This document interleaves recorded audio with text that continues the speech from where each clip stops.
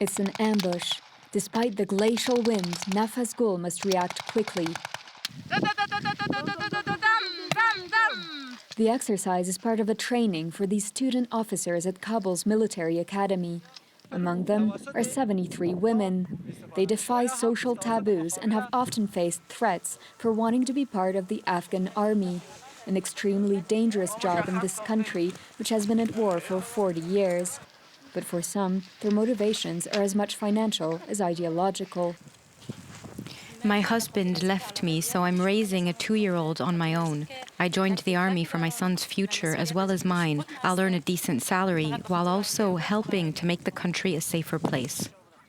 Here, men and women train side by side, which is exceptional in a country where many women can't work, marry, seek medical treatment, or even leave the house without their male relatives' consent. Since the female section of the academy was created 5 years ago, 215 female officers have graduated.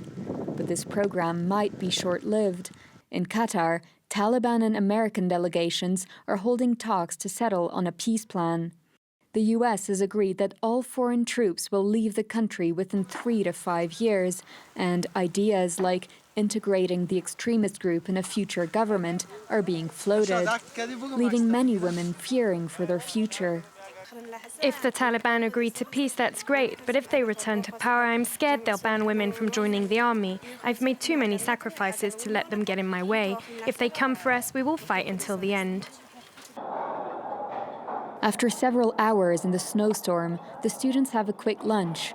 Those who have children can take care of them in the dorms. Then it's time for class. Male and female students gather again to learn subjects like English, strategy, and field operation.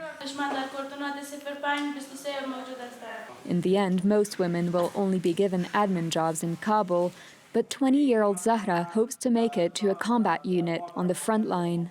I joined the army because there's a crisis in our country and women are being mistreated. This is my way of trying to bring change.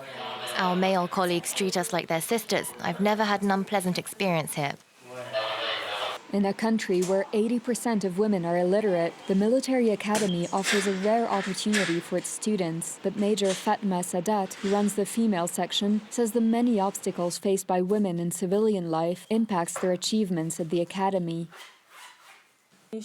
Some girls have a high school diploma, but their education is still quite poor. Girls' education isn't a priority in some families. They have trouble writing and lag behind in class. Others hide the fact that they're married when they sign up. So if they have obligations at home or become pregnant, they can't keep up in the field activities. Another threat women face in the Afghan security forces is sexual harassment and violence. The army has no anti-harassment policy, and it remains a huge taboo. Some high-ranking men abuse their power. They say, you didn't pass that class, but if we become friends, I could ignore that. Or if a female soldier needs something, a male officer might ask for a certain favor. This exists in every institution, but it's a huge problem in the army. It's always the high-ranking man they'll believe, not the woman. Sexual harassment exists in armies around the world. But in Afghanistan, where gender-based violence is already rampant in civilian life, the problem is unlikely to be solved quickly. Despite these hurdles, women represent 1.4% of Afghan security forces. A promising start, but whether or not that number will rise might very well depend on the Taliban.